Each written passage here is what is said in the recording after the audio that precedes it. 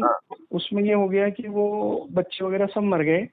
हाँ अब वो हाँ। व्यक्ति जरूर, बस वाला जो मालिक है, जो कंपनी चलाती है बस, वो बहुत धनाढ्य लोग हैं हम्म। और वो मुआवजा दे देंगे। लेकिन मेरा मेरा ये कहना है कि मतलब सर, मैं सीधी सी शब्द में कहूं कि प्रधानमंत्री को गोली मारने के बाद मैं कहूँ कि मैं दो मैं लाख तो रुपये 4 लाख उल्टा रुपए कह का रहा मुआवजा दे हूँ, दूंगा। इस देश को मैं ट्रैफिक सिग्नल मुक्त और एक्सीडेंट मुक्त कर सकता हूँ। हाँ, पर सर ये लोग ना तो इनकी मन की बात में इस सार्थक भ्रष्टाचार मुक्त और आत्मनिर्भर श्रेष्ठ भारत की बात को अरे चलो लाना वो, चाहते अरे हैं। चलो उसमें यदि आपके पेट पे लात लग रही है तो उसको छोड़ दो। अरे एक्सीडेंट मुक्त और जो है ना सिग्नल मुक्त जो है ना यातायात व्यवस्था, क्या दिक्कत है इसमें भैया? इसमें कोई वो दिक्कत है सर, क्या? उसमें दिक्कत ये है कि सर, नितिन गडकरी जी के बच्चे का कारोबार प्रभावित हो जाएगा अगर आप अच्छी व्यवस्था दे दोगे तो। क्योंकि वो कैसे कमाएंगे? वो जब जो भारत है का हर इथेनॉल नागरिक मिशन समृद्ध होगा तो नितिन गडकरी जी के बच्चे भी तो उसमें आ जाएंगे कि नहीं आ जाएंगे? आ भारत के जाएंगे। नागरिक होंगे कि नहीं होंगे वो? बिल्कुल आ जाएंगे। पर वो ये बात ही गडकरी जी अभी समझ नहीं पा रहे हैं कि माननीय मैथिली शरण गुप्ता जी जो बात करना चाह रहे हैं उसको एक सार्थक मंच देकर राष्ट्रीय बहस का विषय बनाने की जरूरत है। और अच्छे इकोनॉमिस्ट और अच्छे जो है पैनलिस्ट के साथ में ये चर्चा करने की जरूरत है। और इसको गैर राजनीतिक चर्चा बनाना चाहिए कि हम तो राष्ट्र के उत्थान की चर्चा कर रहे हैं, ये राजनीतिक चर्चा नहीं है। और कैबिनेट अपनी एक एम्पावर्ड कमेटी बनाए और आप जो ये है तो ऐसा कुछ करने वाले नहीं हैं। नहीं है। हाँ, जिन्होंने और इसी के लिए जिन्होंने आपको अच्छे राजनेता नहीं दिए, जिन्होंने 46% क्रिमिनल्स को सांसद बना दिया, बिल्कुल जिन्होंने सही जो है जाति धर्म संप्रदाय के आधार पर अपने उम्मीदवारों को शॉर्टलिस्ट किया, जिन दुष्टों बिल्कुल को दुर्जनों में, दुष्टों में, अपराधियों में, बाहुबलियों में और धनबलियों में विनेबिलिटी दिखी, कैंडिडेट जिन्होंने कैंडिडेट जीतने दिखता है। जिन्होंने जीतने के लिए षड्यंत्र रचे, फ्री भी बांटी, बिल्कुल दारू बांटी, साड़ी बांटी, पैसे बांटे, मुर्गे बांटे बिल्कुल और उनके वोट खरीदे, लेकिन जिनके वोट बिल्कुल। खरीदे उनको रिप्रेजेंट नहीं किया। इनके हाँ लोग जो है पार्टी के अदना सिपाही बन गए और हाई कमांड बिल्कुल। बड़ा हो गया। तो पार्टी कहां से आई और ये हाई कमांड कहां से आया? कहाँ से जनता आया? और बिल्कुल। जनता के बीच में ये हाई कमांड कहां से घुस गया और पार्टी कहां से घुस गई और क्यों घुस गई? हाँ, वो और पहले तो कांग्रेस। पार्टी के सिपाही नहीं है, वो हमारे प्रतिनिधि हैं। दे शुड बी हाँ अकाउंटेबल टू अस। हाँ, ये दे दुष्ट शुड बी व्यवस्था अकाउंटेबल है, टू। ये दुष्ट व्यवस्था, ये दुष्ट राजनीतिक व्यवस्था हमें अच्छा भारत नहीं दे सकती है। लिहाजा सभी बिल्कुल राजनीतिक पार्टियों के सभी राजनेताओं को पराजित करना होगा और वो बड़ा सरल उपाय है, दीपक से दीपक जलाते चलो और और आगे अच्छे बढ़ो। भारत का संकल्प लेते चलो और पब्लिक के पास मत जाओ, अपने लोगों के पास जाओ। और ये चिंता मत बिल्कुल करो कि आपकी बात सुन के वो जुड़ रहा है कि नहीं जुड़ रहा है। देखो, कोई बिल्कुल आपकी बात सुन के जुड़ेगा, कोई हो सकता है कि बिल्कुल। परिवार के दूसरे सदस्य की बात सुन के जुड़े, कोई हो हाँ, सकता है सही बात। रिश्तेदार की बात करके सुने, कोई हो सकता है दोस्त की बात सुन के जुड़े, कोई हो सकता है पड़ोसी की बात सुन के जुड़े, कोई हो सकता है बिल्कुल संगठन वाले की बात करके सुने और कोई हो सकता है कि दूसरों को जुड़ते देखते खुद जुड़ जाए। बात समझ आया? जुड़ गए। हाँ तो हाँ, सही बात है। तो हम जो है ना वो ना करें कि अभी किया और अभी रिजल्ट मिल रहा है कि नहीं मिल रहा है। हाँ, ये हम दीर्घकालिक केवल प्रोग्राम है। जो केवल बताया जा रहा है उसे करते जाएं। चंद दिनों में ये महापरिवर्तन जमीन पे उतर जाएगा और सभी बिल्कुल राजनीतिक पार्टियों के सभी राजनेता पराजित हो जाएंगे, एक भी राजनेता नहीं जीतेगा। और जो इनके ही बैच के लोग जो अपने लोगों को बिल्कुल जोड़कर मेरिट लिस्ट में स्थापित करेंगे, उनके घर पर जाकर जो है ना टिकट पहुंच जाएगा और चंद्रगुप्त का सर्टिफिकेट पहुंच जाएगा और बिल्कुल वो जो है जीतेंगे। ये राजनेता करोड़ों रुपए खर्च करेंगे और हारेंगे और वो व्यक्ति अपने लिए वोट भी नहीं मांगेगा, इसके बाद भी जीतेगा। ये बात मैंने बहुत सारे वीडियो में समझाई है। क्या गौरव बिल्कुल। जी आपको बात समझ में आ गई है कि हाँ हाँ, बिल्कुल सही राजनेता बात है। करोड़ों रुपए खर्च करेंगे और हारेंगे, हमारा आदमी वोट मांगने भी नहीं जाएगा और वो जीतेगा? क्या ये बात आपको बिल्कुल। समझ में आ गई है या मैं इसे समझाऊं? नहीं नहीं, ये बिल्कुल, और समझाऊं? बिल्कुल क्लियर, अब तो क्लियर समझ में आ गया है कि ये मतलब ये पद्धति जब तक लागू नहीं होगी जो आपने बताई ना, मतलब वो बहुत परिष्कृत पद्धति है आपकी, और वो प्रोसेस अगर ये इम्प्लीमेंट करेंगे तो उससे देश नहीं, का ये ही हित होगा। इम्प्लीमेंट नहीं करेंगे। उसका तरीका नहीं ये नहीं, है कि आप शक्ति बनो ना, आप हाँ अपने लोगों हमें को जोड़ के इम्प्लीमेंट। शक्ति बन गए। अच्छा, सत्ता का ताज भी तो देखो, मैथिली शरण गुप्त ये थोड़ी कह रहे हैं कि भैया ये मेरी राजनीतिक पार्टी, ये मेरा आदमी रहेगा, इसे वोट देना। हम तो कह रहे हैं बराबर है। कि आप ही जो है ना हमारे आदमी होगे, मेरिट लिस्ट में आ जाओगे तो हम आपको चंद्रगुप्त का सर्टिफिकेट देंगे, आपके घर जाके जो है ना टिकट देंगे। यहाँ तो आप जो है ना बिल्कुल बरसों बरस धनिया बिछाते हो, चंदा देते हो, और करोड़ों रुपए देने के बाद आपको टिकट मिलता है, और फिर सही जीतने के बात लिए है। आप करोड़ों खर्च करते हैं। और ये तो सरपंच के लिए हो रहा है, तो हाँ सांसदों और सरपंच के लिए, विधायकों के लिए क्या स्थिति होगी, अंदाज लगाइए आप। सरपंच के लिए 2 करोड़ मतलब देना ही है, वो बिल्कुल तय है। नहीं, मैं यही कह रहा हूँ कि जब सरपंच की ये स्थिति है तो फिर विधायक और सांसद की क्या स्थिति होगी, राइट? इंदौर के अंदर सर विधानसभा का टिकट मतलब कम से कम 12 से 13 करोड़ रुपया, कम से कम। तो और मैं उसमें भी यही आपको, कह रहा हूँ कि भैया अपने लोगों को जोड़कर मेरिट लिस्ट में आ जाओ, टिकट मैथिली शरण पहुंचा देंगे, और आपको किसी के दरवाजे पर वोट मांगने नहीं जाना होगा, क्योंकि हम उस समय 100 करोड़ से ज्यादा होंगे। हम आपकी तख्ती लेके निकलेंगे और हम कहेंगे कि गौरव हमारे चंद्रगुप्त है, मैं इन्हें संकल्प के साथ विजयी बनाऊंगा। तो गौरव को किसके दरवाजे पर वोट मांगने जाने की क्या जरूरत है? बिल्कुल सही है। और गौरव जो है 5 मौलिक अधिकारों और 21 महालक्ष्यों के प्रति इतनी बार कह चुके होंगे कि वो उनके खून में घुस जाएगा कि नहीं घुस जाएगा? बिल्कुल सही बात है। जैसे मैथिली शरण गुप्त के खून में घुस गया है। बिल्कुल सही है। मुझे तो वो सर सपने भी इसी व्यवस्था, चीज के आते हैं। नहीं नहीं, सही है सर, हम रहें, पर ये देश मजबूत होना चाहिए। वो तो तभी तो मैं मतलब कहता हमने, हूँ, बहुत सारे लोग कहते हैं करे साहब जो है ना हमारी वो, मैंने कहा देखो यार, तुमने तो कोई ज्यादा बातें की नहीं, ज्यादा बातें तो मैंने की हैं, राइट? बराबर है। और फिर तुमको यदि प्राइवेट बात करना थी तो मुझसे बात क्यों की? देखो, प्राइवेट बात करने के लिए मैथिली शरण गुप्त के पास समय नहीं है। मैं बिल्कुल सही है। देश हित में घंटों बात कर सकता हूँ, लेकिन वो रिकॉर्डेड होगी, अपलोड होगी, क्योंकि मुझे मालूम है कि वो समय मैंने बर्बाद नहीं किया है। वो बाद में सही है। हजारों लोग सुनेंगे उसे, सही है। और मरने के बाद उसे और ज्यादा क्रेडिबिलिटी मिलेगी। हाँ सही बात है कि कोई व्यक्ति ने अपना ईमानदारी से प्रयास किया था। मैं यही है कि वही विचारधारा फिर धीरे धीरे आगे आती है।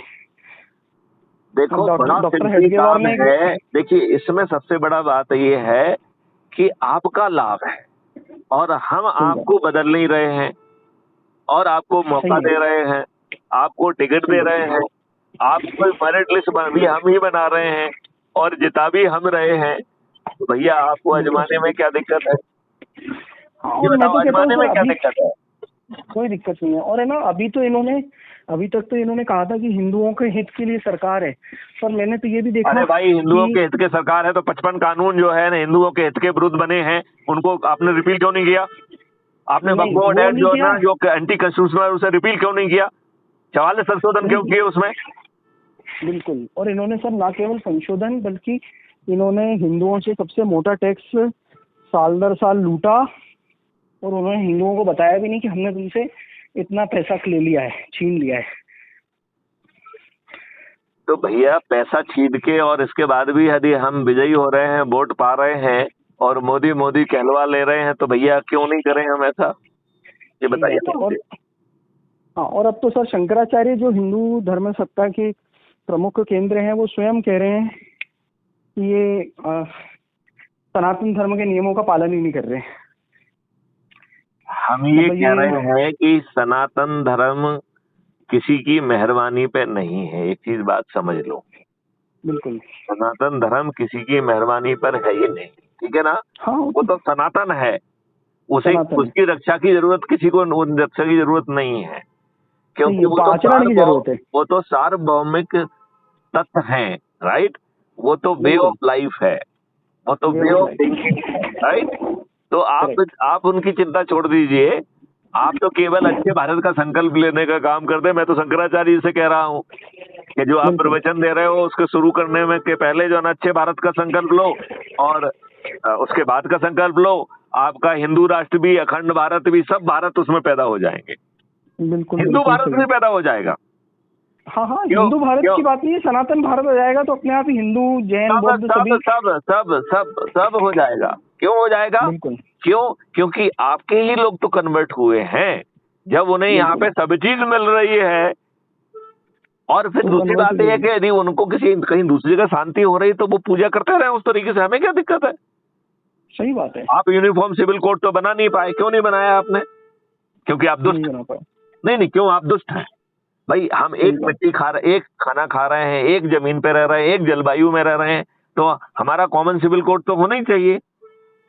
सर वो तो ठीक है, इन्होंने हिमंता विश्व शर्मा ने एनआरसी जैसे विषय को भी डाइल्यूट कर दिया, जो एक प्रमुख मैनिफेस्टो मुद्दा था। मतलब अब जो है विदेशी नागरिक आ रहे हैं, और अब इनको मोदी जी को समझ में आ रही है, जब ट्रम्प कह रहा है कि H1B की फीस 88 लाख, तब ये आत्मनिर्भर की बात कर रहे हैं। क्योंकि अब इन्हें समझ में आ रहा है कि आत्मनिर्भर एक विवशता है, जबकि 2014 में ये समझ में आ गया था कि देश को आत्मनिर्भर बनाने की बहुत बड़ी जरूरत है। अब तो इनके भैया कोई। देश को आत्मनिर्भर कहाँ बनाना है, ये देख लीजिए कि जहां आपका पैसा जा रहा है वहां आत्मनिर्भर बनाइए। सही है। अच्छा, दूसरी बात है कि आप धनवान पहले थे, क्यों थे, ये कभी समझा आपने? हाँ सही नहीं है नहीं सर, नहीं, वो आप धनवान क्यों ध्यान। थे? ये देश धनवान था, 33% ऑफ द वर्ल्ड इकोनॉमी को डोमिनेट करता था। गौरव, आपको मालूम है क्यों क्यों था? आत्मनिर्भर थे ना सर, पहले नहीं नहीं नहीं आत्मनिर्भर थे। नहीं, ये रीजन नहीं है। उसका रीजन ये है कि आप जो भी चीज बेचते थे वो सोने के भाव में बिकती थी। तो आपका बराबर है। प्रिंट भी सोने के भाव में बिकता था, आपका जो है मसाले भी सोने के भाव में बिकते थे। अरे सही है। हमने वो भाव खराब कर लिए, ये हमारी गरीबी का कारण है। हाँ गरीबी वो का तो। कारण ये है कि आपका जो है ना, 1 रुपए जो है अब $90 के बराबर मतलब 90, एक एक डॉलर में 90 रुपए आ रहे हैं। एक समय था बराबर है। कि $0.8 में 1 रुपए मिलता था। बराबर है। सर मतलब वो मुद्रा मुद्रा अवमूल्यन के लिए तो मैं आज भी कोसता हूँ सर, इंदिरा गांधी की वजह से। ये जो मुद्रा। मैं अवमूल्यन की बात ही नहीं कर रहा हूँ, मैं तो इंटरनेशनल इकोनॉमिक व्यवस्था की बात कर रहा हूँ। हाँ तो देखिए। यही कारण है क्योंकि मुझे मालूम है कि इंटरनेशनल प्लेयर को नहीं छेड़ा जा सकता है, लिहाजा अंतरराष्ट्रीय रुपया रहने दो।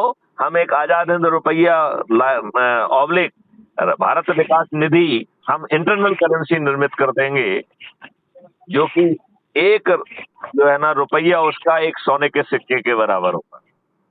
सर इसका जीता जागता उदाहरण है, ईरान ने खूब मार खाई अमेरिका से, हम्म और ईरान आत्मनिर्भर बना। हम्म तो अमेरिका ने हमला किया, मैंने कोई छोटा मोटा देश नहीं, अमेरिका वर्ल्ड पावर ने ईरान के ऊपर B2 बम वर्षक से हमला किया। इजराइल ने ईरान के ऊपर हमला किया, लेकिन ईरान ने न झुका न रुका। उसने इजराइल को सबक सिखा दिया कि हम झुकने वाले नहीं हैं, और हम तुम्हें तबाह कर देंगे। और वास्तविकता यही है कि डोनाल्ड ट्रंप को मध्यस्थता करनी पड़ी और नेतन्याहू को हाथ जोड़ना पड़ा। ये ईरान वाले जो है इतने पावरफुल होंगे हमने सोचा नहीं था, और इनका पूरा का पूरा जासूसी नेटवर्क तबाह कर दिया ईरान के अंदर। जो इजराइल का नेटवर्क था वो तबाह कर दिया उन्होंने। अब तो अब वो लड़ ही नहीं सकते ना, तो उनको पता है कि अगर अब हमने एक भी लेकिन जो बम अभी चलाया। अभी अभी अभी जो इन्होंने उनके सब नेता मार दिए, हुती सब मार दिए, वो उसके बारे में क्या कहना है आपका? सर इन्होंने उनके नेता वगैरह सब मार दिए हैं। ये अभी एक। अभी अभी कुछ दिनों पहले की बात है, 2-3 दिन में। हाँ, हाँ ये सर एक टेक्टिकल, मतलब एक टेक्टिकल जो है मिस इन्फॉर्मेशन है जिसको फैला रहे हैं, ताकि एक टेक्टिकल लीड मिल सके। पर वास्तविकता ये नहीं है। जिस समय इन्होंने मतलब वो जो कहानी वगैरह को भी मरा हुआ बताते हैं सर, उसमें से कोई भी नहीं मरे हैं। वास्तविकता ये है कि नहीं लेकिन वो सामने भी तो नहीं आ रहे हैं ना, वो अपना वीडियो तो जारी नहीं कर रहे हैं ना। यदि जिंदा है तो वीडियो जारी करें। नहीं सर, वीडियो जारी करवाना चाहते हैं ये, वो क्यों करें? मतलब आज सोचिए, अगर भारत के प्रधानमंत्री संकट और कष्ट में हो, तो एक अगर मेरे को सुरक्षा की जिम्मेदारी होगी तो मैं कहूंगा कि साहब आपको क्या पड़ी है, कोई आपको मतलब चौधरी का मुकुट पहनकर वीडियो जारी करके कोई बहुत बड़ा लाभ तो है नहीं, आप अपना काम करते रहिए देश हित में।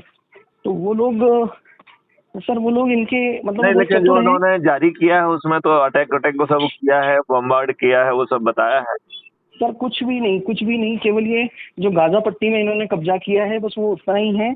और कायदे से देखा जाए तो गाजा पट्टी का कब्जा भी गैर कानूनी कब्जा है, क्योंकि आप किसी भी देश की जमीन पे अगर इस तरह से कब्जा कर सकते हो तो ये तो गैर कानूनी है और मासूम बच्चों को मार रहे हैं। मतलब अरे तो हम सभी हिंदू गैर हैं। कानूनी काम होते रहे, अंग्रेजों ने आप पे कब्जा किया, आपका ही हाँ जो है ना पैसे का, आपके ही लोगों का दुरुपयोग करके उन्होंने सबको डाला, वो सबड्यू कर लिया।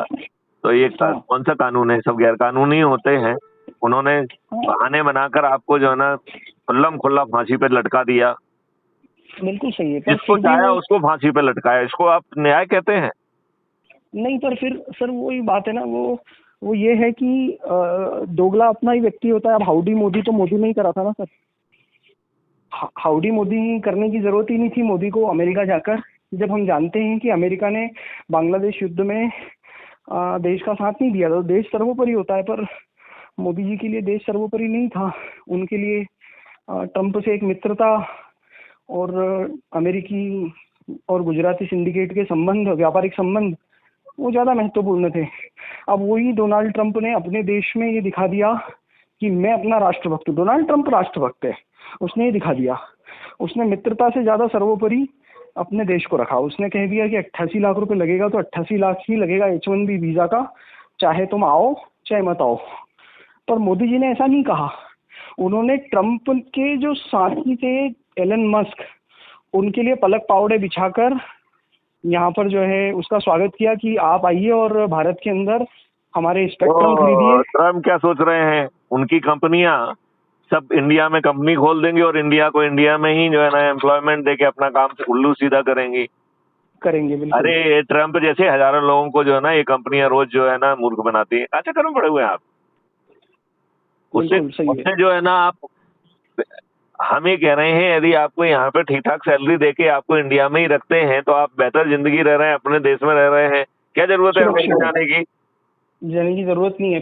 पर इन्होंने वो आज गुजरात का सबसे ज्यादा व्यक्ति अमेरिका जाता है, उसके बाद कहीं केरल राज्य की बारी आती है। पर सबसे ज्यादा अगर अमेरिका में जाके वहाँ बिजनेस कर रहे हैं, समोसे बना रहे हैं, ये जो है ना छोटी छोटी भाइयां जाके वहाँ पे जो है ना उन्होंने हर चीज की अवेलेबिलिटी कर दी है।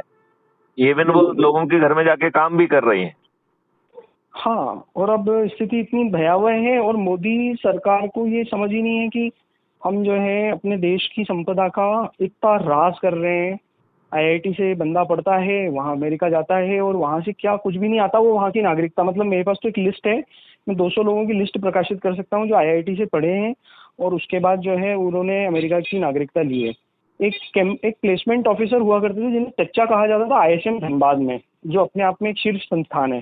वो प्लेसमेंट ऑफिसर इतने राष्ट्रभक्त थे, वो कहा करते थे कि यहाँ से पढ़ के मैं नहीं चाहता कि यहाँ का जो बच्चा है जो माइनिंग में एक्सपर्टीज रखता है, क्योंकि आईएसएम धनबाद एक अपना, यहाँ के व्यक्ति को आप अवसर दे नहीं रहे हो, आपने एटमॉस्फेयर बनाया नहीं है, आपने बाबू राज बना के रखा है, भ्रष्टाचार राज बना के रखा है। वो बेचारा बच्चा आईआईटी वाला करे क्या यहाँ पे? अपनी ऐसी कम तैसी हाँ। और सर नहीं, और सर दिक्कत ये आती है कि वो अरे लोग बात जो है ना स्टार्टअप ISM नहीं चला पा रहे हैं, साला इतना भ्रष्टाचार है। नहीं चला आप पा ये रहे देखो ना, सर, नहीं चला पा इलेक्ट्रॉनिक रहे। इलेक्शन बॉन्ड के नाम पर इन्होंने खुद वसूली की है, दूसरे से क्या कहेंगे? हमें तो हमारा खुद का सॉफ्टवेयर स्टार्टअप, जिससे हम 12 लोगों को तनख्वाह दे रहे थे और लगभग औसत तनख्वाह भी लाख रुपए से ऊपर की दे रहे थे 2007 से। मतलब 2007 से वर्तमान समय तक हमारी 2018 तक हमारी औसत सैलरी 1 लाख रुपए प्रति व्यक्ति थी। उस स्टार्टअप में हमें उस स्टार्टअप को बंद करना कि हम 12 से 15 लाख रुपए मासिक सैलरी बांटते थे एक नंबर में, और उसके अलावा दीपावली बोनस देना और ये सब अलग। हमें स्टार्टअप बंद करना पड़ा। मेरे एक मित्र हैं, उनकी इस कंपनी में 300 लोग काम करते थे, गीता भवन इंदौर में चलती आपको थी। स्टार्टअप बंद क्यों करना पड़ा? सर इनकी नीतियाँ ही नहीं है ना, बिजनेस ही खा गए ना ये, मतलब बिजनेस ही बर्बाद कर दिया इन्होंने पूरी तरह से। भाई ये 18% इनको जीएसटी चाहिए। इन्होंने हमको जब हम जीएसटी भर रहे थे, मतलब मेरा 4.5 से 5 लाख रुपए का जीएसटी जाता था, तो 5 लाख रुपए का जब जीएसटी जा रहा है तो इन्होंने कभी यही परवाह नहीं की कि आपको 5 लाख रुपए के जीएसटी के एवज में हम 50 लाख रुपए की फंडिंग दे रहे हैं। इन्होंने हमें कोई फंडिंग नहीं दी। इन्होंने हमें ये नहीं कहा कि हम आपको 3% 5%। जब हम गए, हम तो बैंक भी गए कि प्रधानमंत्री योजना में एक सब्सिडी है और हमारे को तो जरूरत नहीं, हम तो कैश रिच कंपनी है, क्योंकि हम तो सॉफ्टवेयर कंपनी है।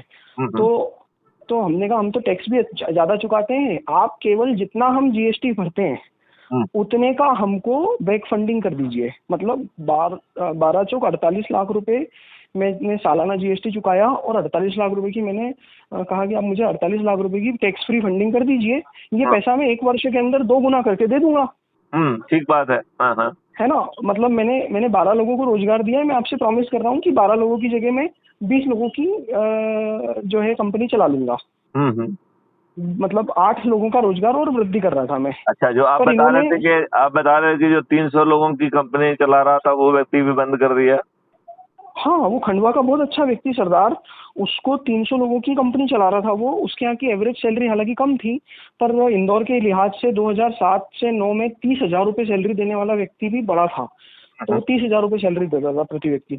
उसको उसकी कंपनी बंद करना पड़ी। उसने मेरे सामने रो के कहा, मतलब वो फाउंडर था, तो वो मेरे सामने उसके आंसू आ गए। उसने बोला कि यार बादशाह की तरह जिए हैं और मरेंगे भी बादशाह की तरह ही। तो सबका मैंने सैलरी एक की भी नहीं रोकी है, सबका पेमेंट कर दिया है, लेकिन अभी आखिरी ऑफिस बचा है और अब इसका फर्नीचर यार तू बिकवा दे। मतलब उसने मेरे से ये कहा कि इसका फर्नीचर कैसे भी करके मेरे को औने पौने दाम में नहीं बेचना पड़े, ताकि इस फर्नीचर का पैसा मैं घर ले जाऊं। मतलब उसकी ये स्थिति थी सर। मैंने कोरोना काल तक भी लोगों को 6-6 महीने बिठा के तनख्वाह देने के लिए विवश, मतलब मैंने किसी को भी डिफॉल्ट नहीं करा। मैंने अपने स्टाफ को ये कहा कि तुम्हारे पास 6 महीने का समय है, 6 महीने तक मैं तुमको अपने घर में से तनख्वाह दूंगा, लेकिन उसके बाद तुम अपना रोजगार ढूंढ लो, क्योंकि अब इससे आगे चला पाना बहुत मुश्किल है या असंभव है। क्योंकि ये लोग सर ना तो ये सरकारी कॉन्ट्रैक्ट स्थानीय कंपनियों को दे रहे थे, ना ये कुछ इनके कोई भी कॉन्ट्रैक्ट आ रहे हैं। अभी आप मध्य प्रदेश के अंदर सर्वे करवा लीजिए, जितनी भी जगह पे निर्माण कार्य हो रहे हैं वो गुजरात की कंपनियों को मिल रहे हैं। यहाँ पे जल बोर्ड तक का ठेका गुजरात की कंपनी करती है। तो स्थानीय लोगों को से रोजगार छीन कर, हमारी रोजी रोटी छीन करके एक राज्य विशेष के कुछ जिन लोगों को फंडिंग मिल चुकी है, किसी अडानी से या किसी अंबानी से या किसी स्टर्लिंग बायोटेक से या किसी गुजराती से, उसको व्यापार मिलेगा और हमें व्यापार मिलेगा नहीं। इन सभी जगह है, मतलब किसी भी कंपनी को। तो आपको नहीं लगता है कि गौरव आपको तो पूरे समर्पण के भाव से मैथिली शरणगुप्त से जुड़ जाना चाहिए? नहीं, मतलब सर मैं इसी विषय से मेरी खिन्नता थी कि ये कैसा मोदी है जो हमारे रोजगार मिटाकर ये बता रहा है कि देश जो है वो प्रगति कर रहा है। और अभी कल ही मैंने जब इस लेख को लिखा तो मेरे को कुछ लोगों ने ये लिखा जो जानते हैं कि हाँ मेरी कंपनी मेरे को बंद करना पड़ी है सॉफ्टवेयर की। उन्होंने लिखा कि गौरव भाई थोड़ी पीड़ा और सह लो, पर मोदी को अभी भी समर्थन कर दो। और मैं उनसे यही पूछ रहा था कि क्या बच्चों के मुंह से जो दूध जाता है उनके और भोजन जाता है, क्या मैं वह भी छीन करके और इस नरेंद्र मोदी को भोजन कराऊं? लेकिन आप ये मोदी या राहुल गांधी की बजाय अच्छे भारत को समर्थन देने में क्या दिक्कत है? दिक्कत ये है क्योंकि विकल्प ही नहीं है ना सर, चुनाव में कोई खड़े ही नहीं अच्छे भारत का संकल्प में तो जो है ना आप 100 करोड़ होंगे, ये राजनेता विकल्प खत्म हो जाएंगे। आप कहाँ चक्कर में पड़े हुए हैं? हाँ, पर नहीं, तब जब हम चुनाव में वोट दे रहे थे तब हमारे पास कोई विकल्प नहीं था। अच्छा, उस समय नहीं, लेकिन अब तो बढ़ जाए ना। देखो अदरवाइज क्या होगा, यदि हम बहुत विलम्ब कर देंगे तो फिर लोगों तक नहीं पहुंच पाएंगे। लिहाजा अभी हमें अभी लगाना है, पूरी शक्ति लगाना होगा। सर यूनिवर्सिटी के सामने जो आईटी पार्क कहा जाता है आज, एक समय उसकी आईटी सचिव ने मुझसे ये कहा था कि सब्जी मंडी लगेगी यहाँ पर। और उस समय पे मैंने इनको प्रस्ताव दिया था कि मुझे 2 रुपए स्क्वायर फीट में, आप सब्जी वाले को दे रहे हो, आप इसमें बिना सीमेंट प्लस्तर करें मेरे को 2 रुपए स्क्वायर फीट के भाव में ये जगह दे दो, ताकि मैं यहाँ पर 15 डेवलपर बिठा करके और इंदौर के अंदर अच्छा काम कर सकूँ। इन्होंने मुझे नहीं दिया और तब से मेरा भरोसा ही उठ गया कि इंदौर के अंदर, मतलब यहाँ पे व्यवसाय मिटा दिए इन्होंने।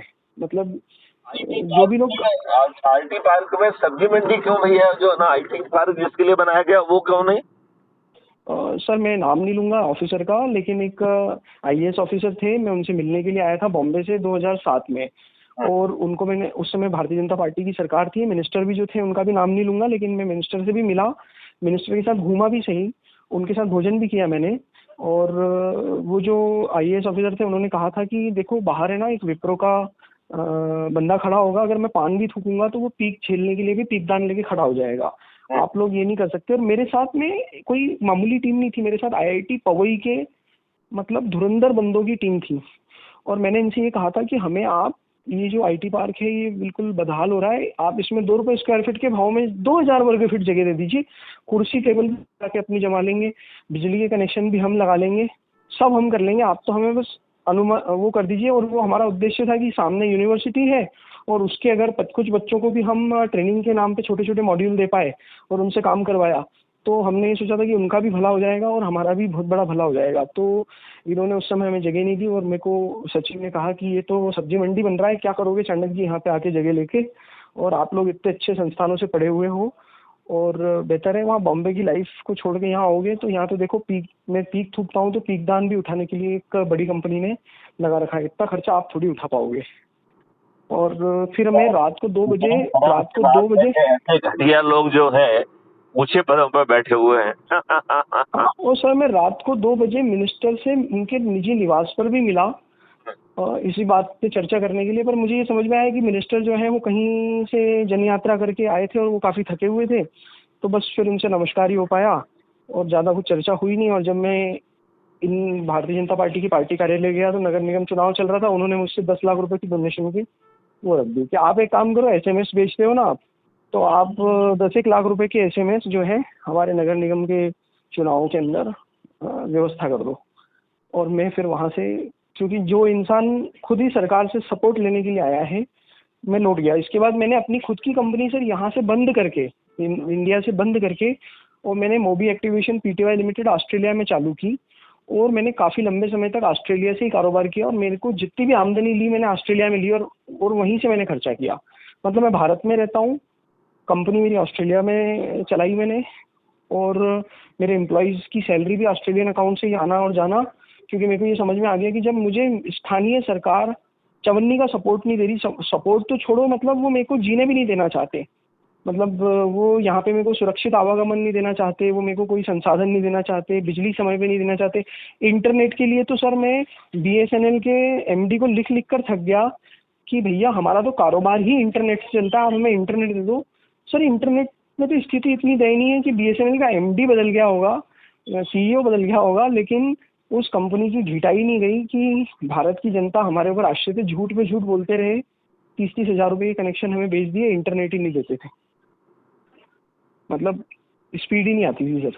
तो ये तो बहुत ही बुरी बात है।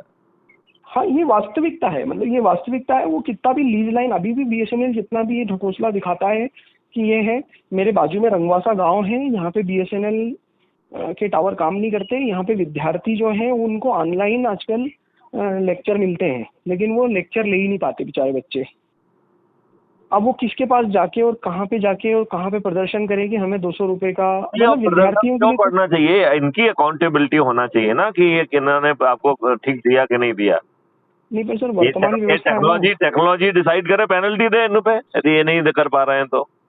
हाँ पर नहीं देते सर ये। मैंने इनसे मांग भी की कि विद्यार्थी जो पढ़ते हैं उनके लिए आप जो है ऐसा विशेष प्लान दे दीजिए, पर वो विशेष प्लान तो निकाल देंगे सर, लेकिन उस प्लान से पानी, मतलब वो नल का कनेक्शन लगा देती है ये सरकार, ऐसी है कि नल का कनेक्शन लगा देगी पर उसमें से नर्मदा का पानी एक बूंद भी नहीं टपकेगा।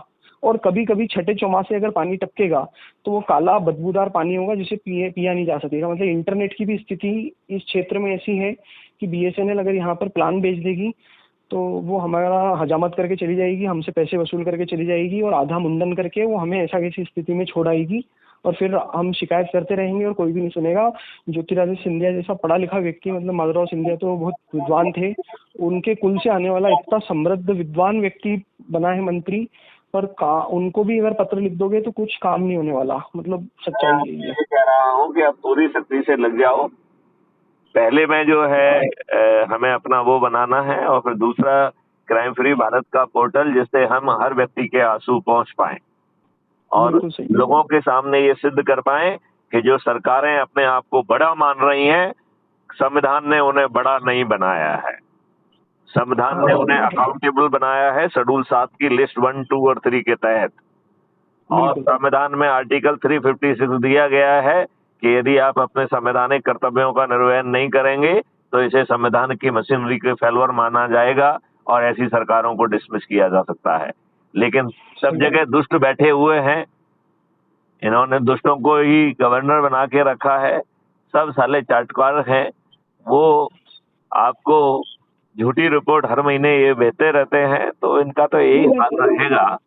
इनसे देखते हैं ना सर, घर में जो खाने का तेल आता है ना, सोयाबीन का हम खरीदते हैं, वो तेल भी असली नहीं है, उसमें भी मिलावट होती है, और इतनी मिलावट होती है जानती है भारत सरकार, लेकिन वो उस विषय को कभी भी उसके खिलाफ कार्यवाही नहीं करती, क्योंकि ऊपर से संदेश आता है कि तुम अगर तेल के मुद्दे को उठाओगे तो गड़बड़। मतलब वास्तविकता ये है कि सर, अगर आपने 20 दिन किसी गाय को पूरी बना के खिला दी ना तेल में, तो 21वें दिन वो गाय भी नहीं खाना पसंद करेगी। मतलब जिस चीज को गाय भी नहीं खा रही है, जानवर भी नहीं खा रहा है, कोई पशु भी नहीं खाना चाहता है, कुत्ता भी नहीं खाना चाहता है, उस तरह के तेल को, उस तरह के कंटेमिनेटेड प्रोडक्ट को ह्यूमंस को खाने के लिए विवश कर रहे हैं, और ये कह रहे हैं कि भारत की नस्ल को ये सुधारेंगे।